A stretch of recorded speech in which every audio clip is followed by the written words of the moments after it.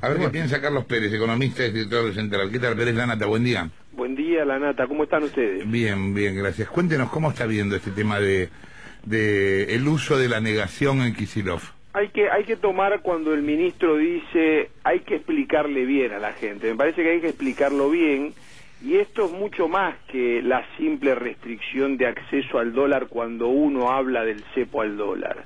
¿Qué quiero decir con esto? En realidad se llevaron puesto un presidente de Banco Central en el 2010, con lo cual ahí se empezó a gestar el cepo, se empezó a usar reservas que de algún modo deterioraban la relación de pesos y dólares que tenía la economía argentina. Eso sucedió un par de años, 2010 y 2011. En el 2011 ya el tipo de cambio estaba muy atrasado, y entonces fueron directamente ya se instrumentó el cepo en noviembre de 2011, y después se lo engordó el cepo con la modificación de la Carta Orgánica. Entonces me parece que tiene razón el ministro, hay que explicar bien. Esto es mucho peor que el simple trámite de no darle acceso absoluto al agente económico a los dólares. Digo, este es el ejercicio continuo durante más de un lustro de una política fiscal y monetaria absolutamente irresponsable de parte del gobierno nacional, con un Banco Central sumiso de los deseos del Poder Ejecutivo Nacional. Y mire hasta qué punto llega lo del cepo, que el promedio del tipo de cambio real oficial en los 12 años de gobierno de apellido Kirchner, el promedio está prácticamente un 50% arriba, tanto si uno toma el tipo de cambio multilateral como si toma el tipo de cambio bilateral, está un 50% arriba del tipo de cambio oficial de hoy. Digo, más claro, echémosle agua, ¿no? Nico. Pérez, ¿qué tal, Buñaski? Nosotros recién estábamos hablando un poco del tema, como el discurso de Kicillof, cómo afectaría a la opinión pública. Ahora, ¿cómo afecta que diga que no hay cepo al empresariado, a la gente del poder económico, digamos?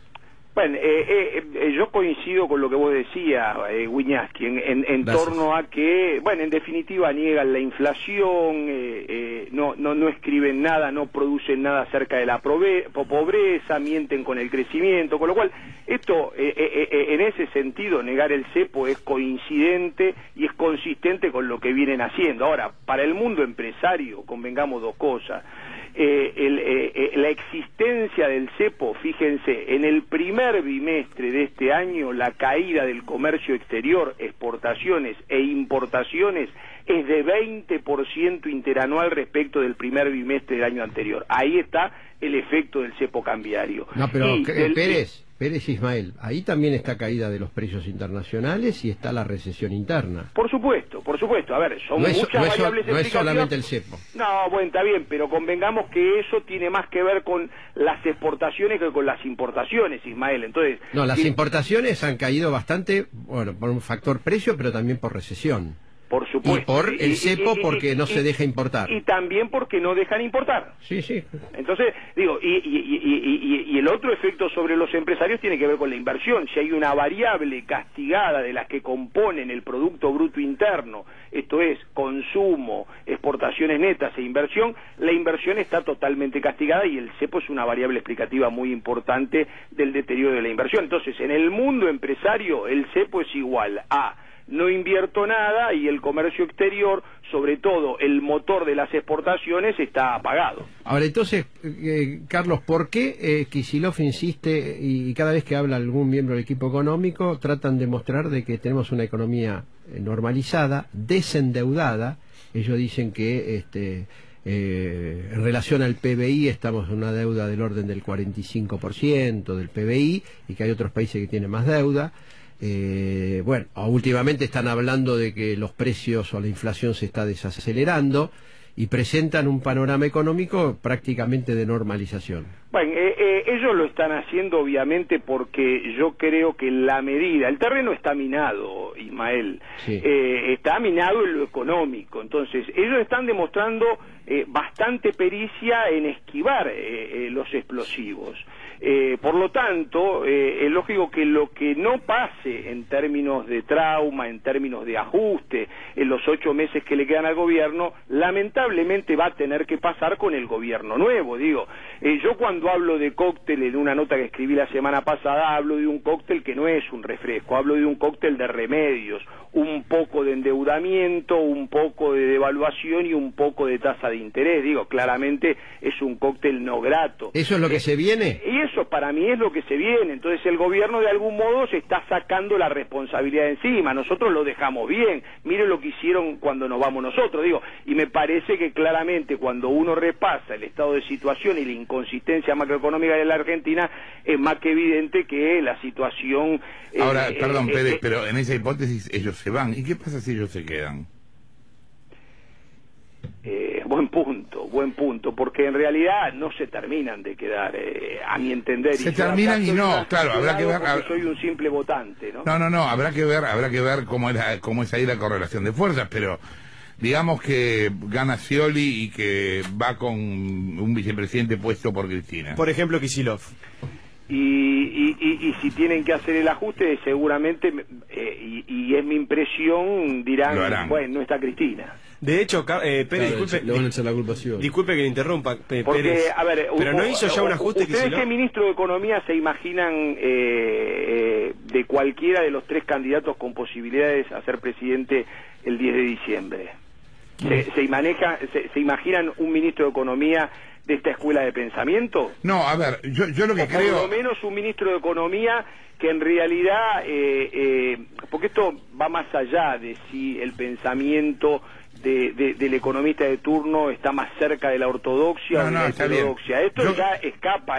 Yo le digo, yo creo... dentro de la ciencia médica estaría más cerca del curanderismo que de algún tipo de escuela de medicina, ¿no? Yo creo 2 cosas, una que tiene que ver con coyuntura y otra que es más de base. La que tiene que ver con coyuntura es, coincidimos y lo venimos discutiendo con Ismael hace tiempo, que va a haber un ajuste. Esto es indudable. Ahora, habrá que discutir quién lo paga, como pasa siempre frente a los ajustes. Sí. Si yo me fijo en la historia argentina, desgraciadamente siempre lo paga la gente que menos tiene. Eso por un lado. Y por otro, lo que yo llamaría una de las enfermedades fundamentales de la Argentina sigue totalmente vigente. Gastamos más de lo que ganamos. Absolutamente. Entonces, absolutamente. En el próximo gobierno, si vienen inversiones, lo más probable es que en cambio de gastar la guita bien, nos la gastemos en empleo público y en subsidios, y después volvamos a pedir prestado. Porque ese es el espiral argentino hace 50 años. Bueno, el punto de partida, Jorge, para el próximo gobierno es un déficit fiscal de 7% del PBI. Enorme. ¿Qué significa para que la gente lo entienda? Porque inclusive anoche dieron a conocer los datos de febrero y está marcando un aumento de más del 100% en el déficit fiscal, más del 100%. Sí, a ver, Ismael, para que la gente lo entienda, sí. Acá desde hace por lo menos 6 años, ¿sí? Mientras los recursos corrientes, esto es, los recursos que provienen de la recaudación de impuestos, crecen, por decir, en promedio al 35% interanual, sí, el gasto crece a más del 40%, ¿sí? Y convengamos una cosa, esto es bien entendible para la gente. Si yo tengo una situación donde gasto lo que gano y donde un día, por lo tanto, no tengo ahorros, ¿sí? Eso es lo mismo que tener un resultado fiscal neutro, 0. Y un día encuentro que me puedo financiar, y que me puedo financiar porque tengo la suerte de que puedo emitir dinero, que es lo que hace el gobierno, ¿sí? Entonces agarro y empiezo a gastar al 40%, mi gasto crece el 40% todos los años, mientras que mi salario, mis ingresos crecen al 35%. Y la brecha, ¿sí?, porque claramente empiezo a gastar más de lo que me ingresa genuinamente, la financio con emisión monetaria. Eso es pan para hoy, hambre para mañana. Pero Pérez... Sirvió al gobierno para ser reelecto en el 2011 y nos metió en una estanflación, estancamiento económico e inflación creciente en todo el segundo mandato de la señora presidenta. Pero, ojo, el gobierno dice, yo tengo déficit, ¿por qué? Porque pago jubilaciones, porque di la asignación universal por hijo, porque ahora estoy dando la jubilación por moratoria, la nueva moratoria que va a incorporar, que ya incorporó... Todo eso, entonces todo eso, dice... la mayor parte de eso sí. estaba antes de 2010, Ismael. ¿Qué cosa? todo eso. No, la nueva moratoria no. No, bueno, está bien, no la nueva moratoria, pero las cosas que vos decías de la universalización de la jubilación, la AUH, la asignación universal por hijo, todo eso ya estaba antes. Bueno, pero ahora salió el plan este de 2.500 millones para los productores, 2.500 millones de pesos. Cuando uno mira el gasto, evidentemente hay un gasto ahí muy, pero muy importante, y que el gobierno dice, yo ese gasto no lo voy a bajar.